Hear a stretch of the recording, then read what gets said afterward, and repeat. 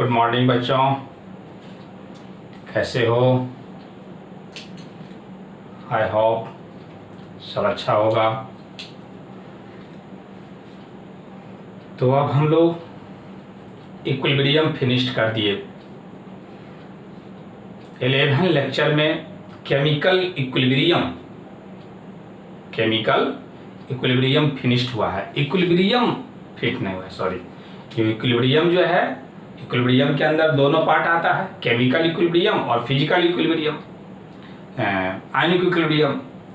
तो ये जो इक्विलिब्रियम का अब जो स्टार्ट करने जा रहे हैं वे ionic equilibrium.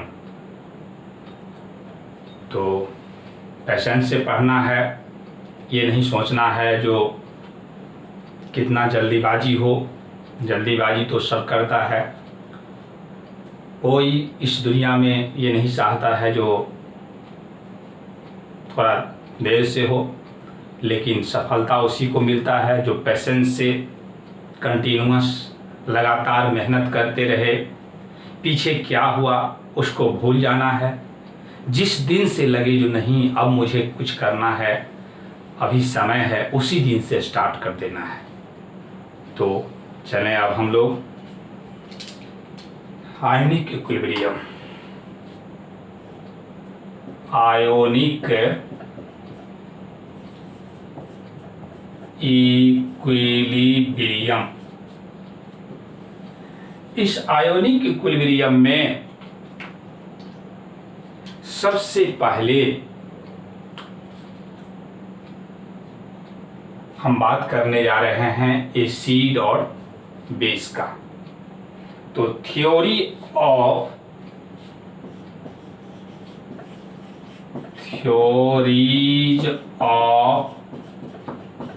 Acids and base. Theory acid और बेस का। नेचर में जो सबस्टांस है उस सबस्टांस को दो कैटेगरी में डिवाइड किया गया है। एक को एसिड कहा गया है तो दूसरे को बेस कहा गया है। इस एसिड बेस थ्योरी में सबसे पहले हम बात करने जा रहे हैं क्लासिकल कंसेप्ट, या यूं कहिए अर्लियर कंसेप्ट, पुराना विचारधारा एसिड और बेस के बारे में क्या है। तो classical concept of acids and bases, बहुत सारा। तो क्लासिकल कॉन्सेप्ट, पुराना विचारधारा, अर्लियर कॉन्सेप्ट में एसिड के बारे में क्या कहना था। एसिड हम लोग किसे कहेंगे? तो वैसा कोई भी सबस्टांस जो टेस्ट में खट्टा हो उसको किस नाम से जानेंगे? एसिड के नाम से जानेंगे। तो एसिड के बारे में substance with sour taste, sour means खट्टा, जो टेस्ट में खट्टापन हो, समझेंगे वे क्या है, उसमें क्या है? एसिड है। केवल एसिड नहीं, उसमें एसिड है। इट टर्न मतलब चेंज कर देना, बदल देना। It turn blue litmus red, ये ब्लू लिटमस को रेड कर देता है। It turn blue litmus to red. Technique याद रखिए, ABR।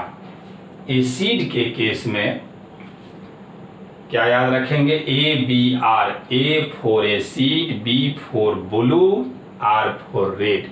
लिटमस जिस तरह से पेपर होता है हम लोगों का, उसी तरह से लिटमस पेपर होता है। जैसे ही हम लोग एसिड के कांटेक्ट में लाएंगे, यदि वे ब्लू लिटमस है तो बदल जाएगा रेड में।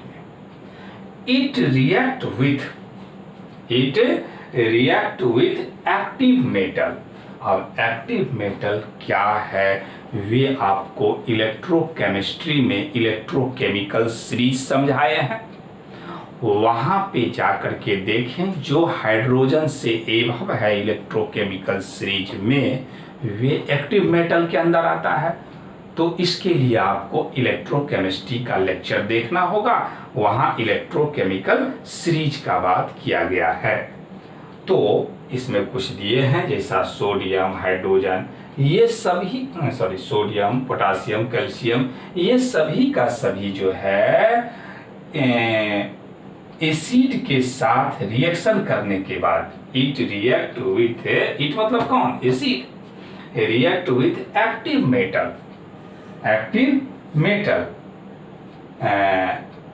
And liberate hydrogen gas. तो ये एसिड का क्लासिकल क्राइटेरिया है। अब सबसे पहले आप लोग पॉज करके नोट कर लीजिए, इसके बाद बेस के बारे में बात करते हैं। Base, a substance with bitter taste. Bitter taste का मतलब जिस तरह से जब आप शॉप लगाते हैं नहाते समय और उस समय आंख में जो आपके पास एक टाइप का टेस्ट करकराहट जो लगता है वही बीटर टेस्ट है। It turn red litmus to blue. Just acid का क्या कर देना है, अपोजिट कर देना है। इट हैज सॉफ्टी टच, जो छूने पर थोड़ा सा छछलाहट हो, साबुन के जैसा मुलायम हो, तो समझ जाना है ये क्या है, बेस है। तो इतने जो क्राइटेरिया है ये सफिशिएंट नहीं रहा, जितना भी एसिड और बेस हम लोगों के पास है उतना के लिए। इसलिए again modern concept, new concept आया, केमिकल कॉन्सेप्ट आया। तो अब बात करेंगे modern concept, modern concept of acid and base।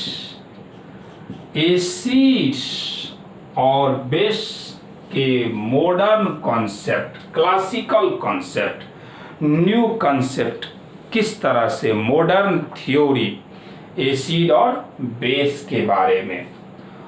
तो इसमें तो बहुत सारा कॉन्सेप्ट दिया गया, लेकिन हम जो यहाँ बात करेंगे वे केवल 3 इंपॉर्टेंस कॉन्सेप्ट के बारे में, और वे कॉन्सेप्ट है हम लोगों का आर्हेनियस कॉन्सेप्ट।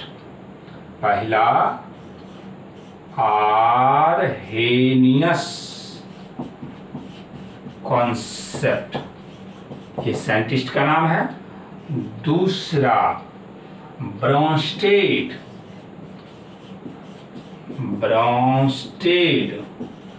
लॉरी कॉन्सेप्ट, और तीसरा Levi's concept.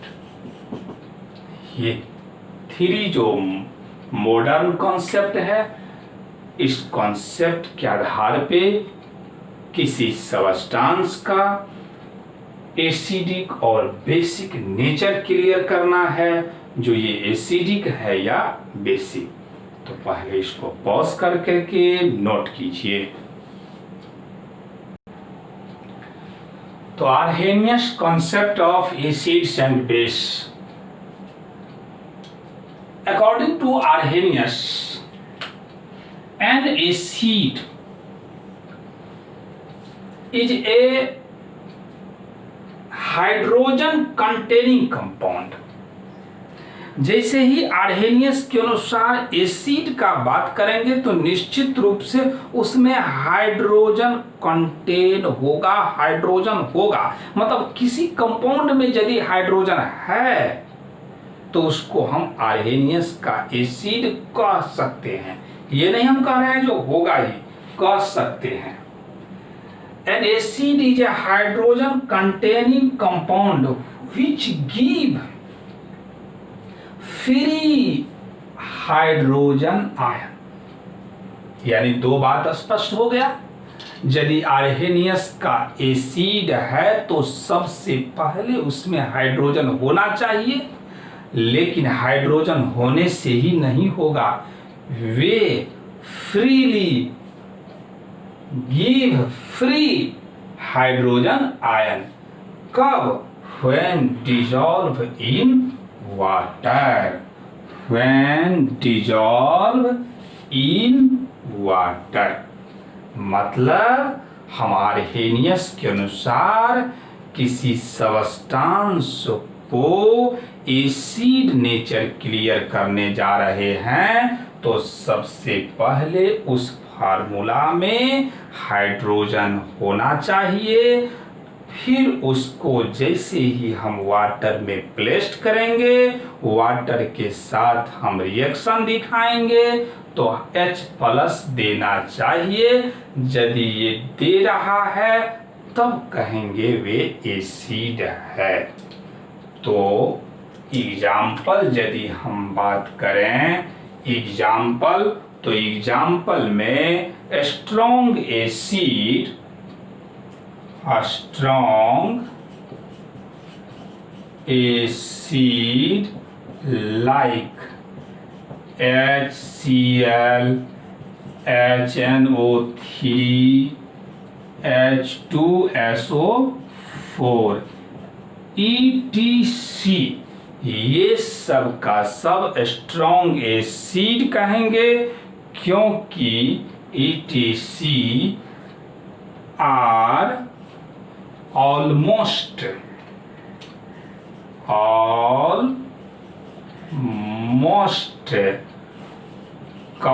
completely ionized in water।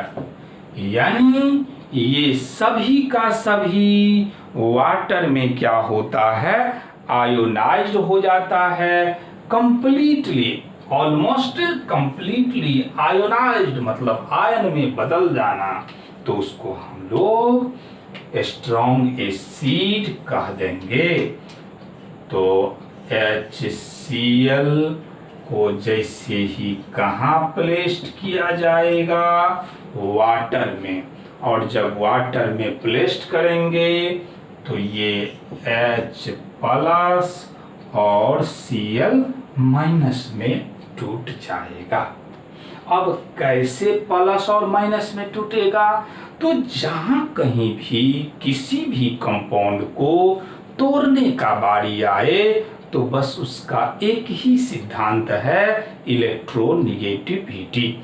और इलेक्ट्रोनिगेटिविटी हाइड्रोजन का कम, क्लोरीन का ज्यादा, इसलिए क्लोरीन माइनस बन जाएगा, हाइड्रोजन प्लस बन जाएगा। ये वाटर में है इसीलिए एक्वस लगा देंगे। एक्वस का मतलब हुआ ये चारों तरफ से वाटर के द्वारा घिरा हुआ रहेगा। और इस तरह से यदि वन साइडेड एरो दिया जाए तो कंप्लीटली आयोनाइज्ड हो जाएगा। HNO3 वाटर में प्लेस्ड कर दिए, H2O लिख सकते हैं, तो अगेन H+ एक्वस और NO3 माइनस एक्वस, H2SO4, तो H2O में 2H+, क्यों?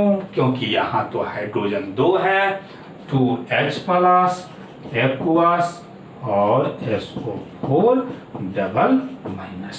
तो इस तरह से यदि हम लोगों को पेपर पे जैसे ही दिखा दिया जाए किसी भी सब्सटेंस ABCD कुछ भी हो, तो यदि हमको कह दिया जाए जो कोई सब्सटेंस हो वाटर और इस तरह से H+ दे, हम कह देंगे वे क्या है? एसिड है। और ये किसके अनुसार एसिड है? तो आर्हेनियस कॉन्सेप्ट के अनुसार। आर्हेनियस एक साइंटिस्ट का नाम है, इसीलिए इसको Arrhenius concept of acid base को कहा गया है वाटर आयोनाइजेशन कॉन्सेप्ट, क्योंकि ये वाटर में आयोनाइज हो जाता है। आयोनाइज मतलब प्लस और माइनस देना। तो वीडियो को पॉज कीजिए, नोट कीजिए। तो अगेन हम अदर एग्जाम्पल लेते हैं। तो कहेंगे weak acid CH3 COOH HCOOH C6H5 COOH H3PO4 ETC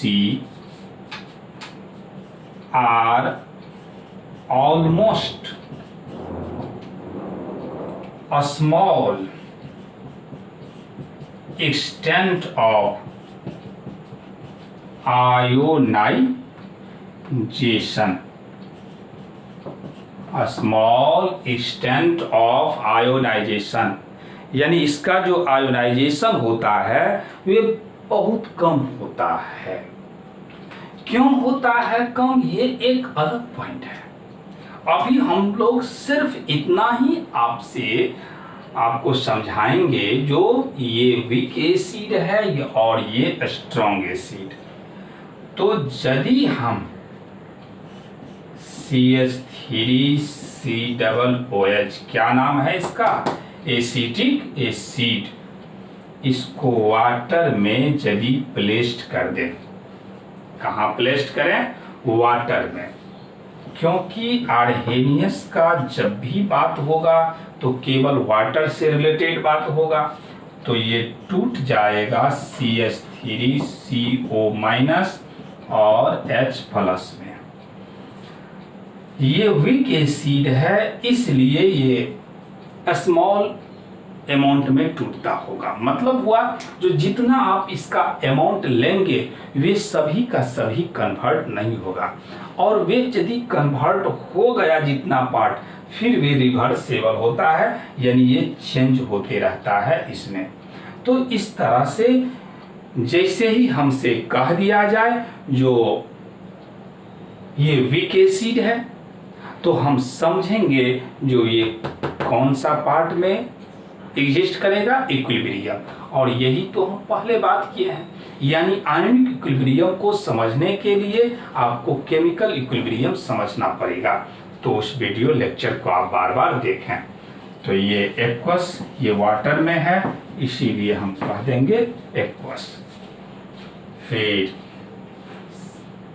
H3PO4, ये इस तरह से H2O में जैसे ही जाएगा तो 3H+ एक्वस और PO4 3- एक्वस। तो जैसे ही आपको वीक एसिड कहा जाए, तो वीक एसिड के अंदर आप इतना ही समझें जो ऑर्गेनिक एसिड, और स्ट्रॉन्ग एसिड के अंदर समझे इनऑर्गेनिक एसिड। लेकिन ये 100% ट्रू नहीं है, क्योंकि ये तो इनऑर्गेनिक एसिड है, लेकिन इसको किसके अंदर रखा गया, वीक एसिड के अंदर रखा गया। तो हमको सिर्फ इतना ही यहाँ पे कॉन्सेप्ट आपको समझाना है। यदि वीक एसिड हो तो कौन सा फॉर्म एग्जिस्ट करेगा, इक्विलिब्रियम। वीक एसिड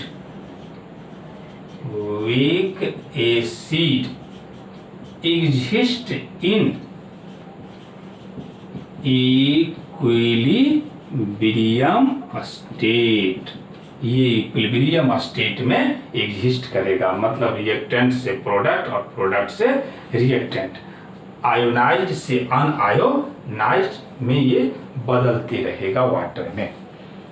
तो अगेन यहाँ से यहाँ तक ही नोट कीजिए, क्योंकि ये तो पहले ही वाला है। फिर हम आगे बात करते हैं बेस के बारे में।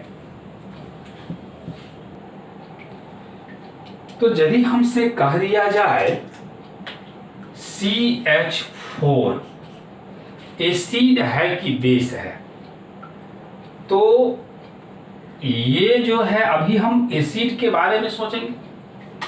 हम वाटर में प्लेस्ड कर दिए, लेकिन डू नॉट गिव H+, जबकि हाइड्रोजन है लेकिन ये H+ नहीं देता है, इसलिए ये एसिड की तरह से काम कहेंगे नहीं करेगा। Not act as acid. क्या समझे बात?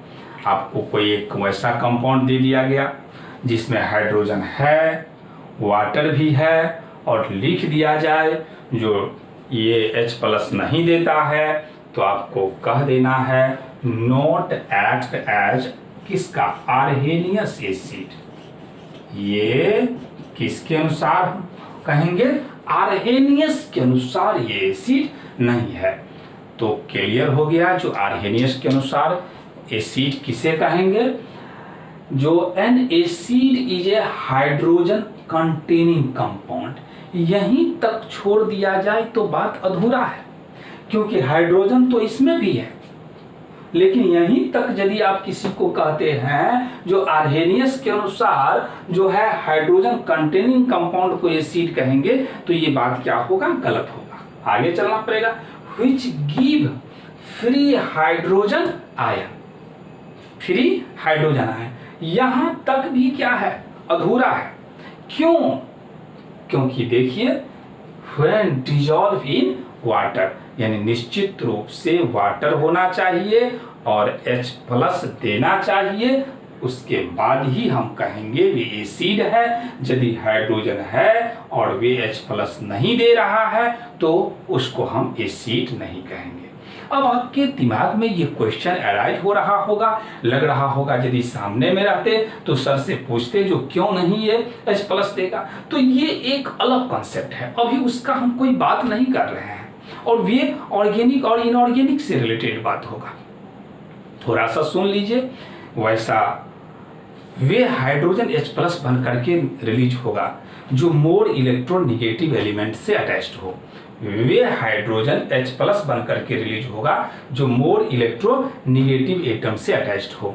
तो मोर इलेक्ट्रोनेगेटिव में हाइड्रोजन हो गया, ऑक्सीजन हो गया, नाइट्रोजन हो गया, कार्बन कार्बन ट्रिपल बॉन्ड हो गया। इतना से यदि हाइड्रोजन डायरेक्टली अटैच्ड है तो वे हाइड्रोजन H+ बन करके रिलीज हो जाएगा, और सब रिलीज नहीं होगा, कंडीशन वाइज होगा।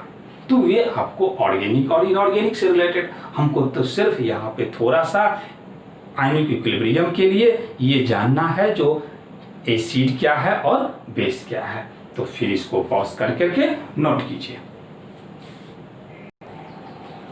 According to Arrhenius, a base is a hydroxyl group. Hydroxyl group OH वही कहते हैं कंटेनिंग कंपाउंड, यानी वैसा कोई भी सबस्टांस जिसमें OH हो उसको हम कहेंगे, कह सकते हैं अर्हेनियस के अनुसार बेस। आगे which give free hydroxyl ion when dissolve in water, यानी केवल OH रखने से हम ये नहीं कह सकते जो वे बेस है वे आयोनाइज होना चाहिए। फिर अगला कंडीशन किस में आयोनाइज होना चाहिए? तो वाटर में आयोनाइज होना चाहिए। अब स्ट्रॉन्ग बेस, ये जो स्ट्रॉन्ग और वीक लिख रहे हैं इसमें अभी कंफ्यूजन नहीं होना है, आपको कुछ अभी याद रखना है, बहुत कुछ आप याद रख लेते हैं, इसीलिए इस तरह से अभी याद रखना है। और जैसे ही स्ट्रॉन्ग बेस कहा जाए तो वे कंप्लीटली आयोनाइज होगा, और जैसे ही कंप्लीटली आयोनाइज होगा मतलब हम लोगों को छुटकारा, आयनिक इक्विलिब्रियम में इसका कोई डिस्कशन नहीं होगा क्योंकि ये 100% आयोनाइज हो जाएगा। इक्विलिब्रियम में केवल उसी सबस्टांस का डिस्कशन होगा जो आयोनाइज्ड और अनआयोनाइज्ड, जो डिसोसिएट और अनडिसोसिएट दोनों ही फॉर्म में एग्जिस्ट करता है। तो NaOH को जैसे ही हम वाटर में प्लेस्ड करेंगे Na+ और OH-, इसी OH- को किस नाम से जाना गया है? Hydroxyl group. ये जो देख रहे हैं इसको कह देंगे hydroxyl ion. Weak base like NH4OH, and Al OH का whole thrice are ionized to a smaller extent. ये कम आयोनाइज होता है, और जैसे ही आयोनाइज कम हो मतलब आयोनाइज और अनआयोनाइज दोनों ही फॉर्म में एग्जिस्ट करेगा, और जैसे ही दोनों फॉर्म में एग्जिस्ट करेगा तो वे आयनिक इक्विलिब्रियम के फॉर्म में एग्जिस्ट करेगा। तो अभी हमको ये नहीं सोचना है जो कौन एग्जिस्ट करेगा और कौन एग्जिस्ट नहीं करेगा, बस अभी आपको हम पहचानवा रहे हैं जो कैसे हम किसी सबस्टांस को कह देंगे जो ये आर्हेनियस का एसिड है और आर्हेनियस का बेस है।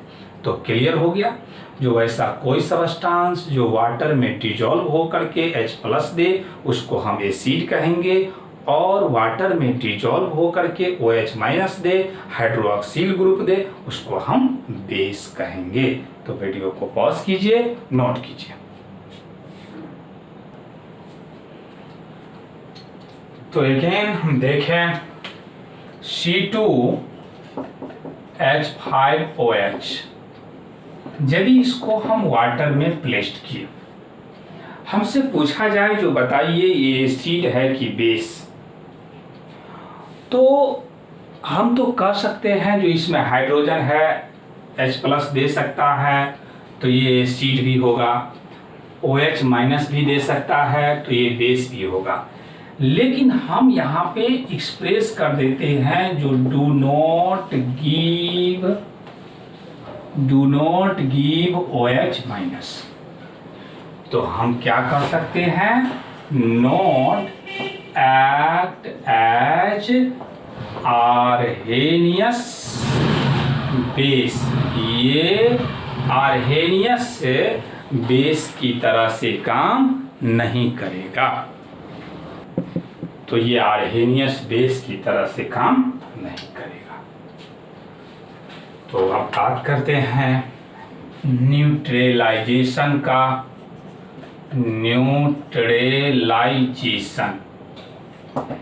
न्यूट्रलाइजेशन का मतलब होगा reaction between acid and base. तो यहां के अनुसार according to Arrhenius,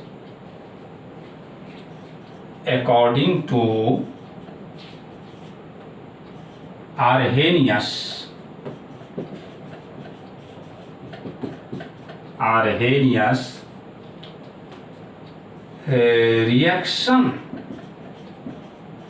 between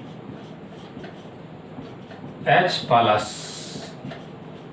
and OH- to form neutral H2O is called neutralisation. यहाँ पे ये Z भी होता है और ये S भी होता है, मतलब कोई भी आप रख सकते हैं। तो आर्हेनियस के अनुसार जब न्यूट्रलाइजेशन का बात होगा तो निश्चित रूप से एक्वस H+ और एक्वस OH- दोनों रिएक्ट करेगा और बन जाएगा ये H2O लिक्विड। तो ये कहा जाए रिएक्शन कौन सा रिएक्शन है, तो क्या कह देंगे, neutralisation reaction.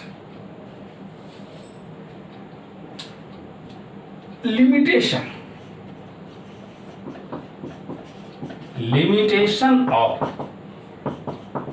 Arrhenius concept. Limitation मतलब रुकावट, किस तरह का रुकावट है, ड्रॉबैक है, किस बात का एक्सप्लेनेशन नहीं दे पाए, किस तरह का रुकावट है। तो सबसे पहले लिमिटेड स्कोप के अंदर जब बात करेंगे, लिमिटेड स्कोप, इसमें हम लोग देखे हैं जो ये आर्हेनियस का एसिड और बेस का निर्णय केवल वाटर के प्रेजेंस में ही होगा, वाटर के एब्सेंस में नहीं होगा। यदि वाटर सॉल्वेंट है तो वाटर के अलावा यदि हम सॉल्वेंट लेते हैं तो एसिड बेस का क्लियर नहीं होगा। किसके अनुसार, यानी आर्हेनियस कॉन्सेप्ट में आर्हेनियस के अनुसार एसिड और बेस को क्लियर करने के लिए वाटर होना जरूरी है। यानी the Arrhenius concept is limited two aqueous medium only. The Arrhenius concept is limited to aqueous मतलब जलीय, aqueous medium only। यानी क्या समझे, जो आर्हेनियस के अनुसार कोई सबस्टांस एसिड होगा या बेस होगा, इसके लिए जरूरी है एक्वस मीडियम। तो पहले वीडियो को पॉज कीजिए, नोट कीजिए। तो it fail to explain the acidic and basic behaviour of the substance in solvent other than water. मतलब वाटर के अलावा यदि हम दूसरा कोई सॉल्वेंट लेंगे तो इसमें कोई एक्सप्लेनेशन नहीं होगा, जैसा कि liquid ammonia, alcohol, liquid SO2। मतलब वाटर के अलावा जैसे ही कोई दूसरा सॉल्वेंट हो तो कोई एक्सप्लेनेशन नहीं किया जाएगा। Inability to count for the acidic and basic character of certain substance. कुछ सबस्टांस के बारे में इसका कोई एक्सप्लेनेशन आर्हेनियस के अनुसार नहीं हो पाएगा, जैसा कि Arrhenius concept failed to explain the acidic character of certain substance like CO2। ये एसिडिक है कि नहीं है इसके बारे में कोई एक्सप्लेनेशन नहीं होगा। क्यों? क्योंकि इसमें तो हाइड्रोजन है ही नहीं। ये SO2 कोई हाइड्रोजन नहीं है, SO3 कोई हाइड्रोजन नहीं है। It is do not have hydrogen atom. उसी तरह से बेस में जो है, यदि NH3 के बारे में बात करें तो NH3 बेस है, लेकिन आर्हेनियस के अनुसार एक्सप्लेन नहीं हो पाएगा। क्यों? क्योंकि इसमें हाइड्रोक्सिल ग्रुप नहीं है। CaO बेस है, लेकिन इसमें हाइड्रोक्सिल ग्रुप नहीं हो पाएगा। तो ये एक लिमिटेशन हो गया, किसके अनुसार? आर्हेनियस के अनुसार। पॉज कीजिए, नोट कीजिए। तो अगेन हम देखें कुछ अलग हटके नेचर ऑफ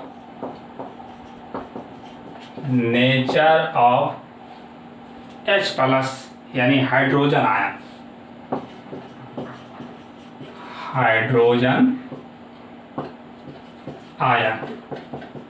H+ के नेचर के बारे में इंपॉर्टेंस बात है, क्योंकि H+ हमको मिला है आर्हेनियस कॉन्सेप्ट के अनुसार वाटर में। तो इतना ही समझें, जो H+ does not exist in free state in nature. Nature में ये फ्री स्टेट में एग्जिस्ट नहीं करता है। बिकॉज, क्यों ऐसा होता है? बिकॉज एब्सेंस ऑफ इलेक्ट्रॉन, क्योंकि इसके पास इलेक्ट्रॉन तो है ही नहीं। यदि H हम कहें तो अभी प्रोटॉन भी 1 है और इलेक्ट्रॉन भी 1 है। यदि इसमें से रिमूव कर दिया जाए, रिमूव 1 इलेक्ट्रॉन, तो प्रोटॉन तो बचा हुआ है लेकिन इलेक्ट्रॉन 0। मीन्स सिर्फ ये न्यूक्लियस है। सिर्फ क्या है? न्यूक्लियस है, यानी सिर्फ ये प्रोटॉन है। तो अब आखिर क्या होगा? जैसे ही H+ जनरेट होता है, ये एक्सेप्ट करना चाहता है a pair of electron. When H+ generated, then they accept a pair of electron।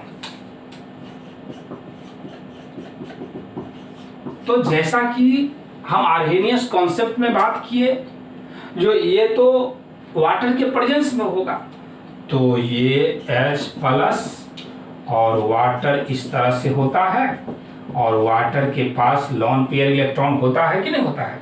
तो ये जो वाटर है इसको लोन पेयर प्रोवाइड करता है।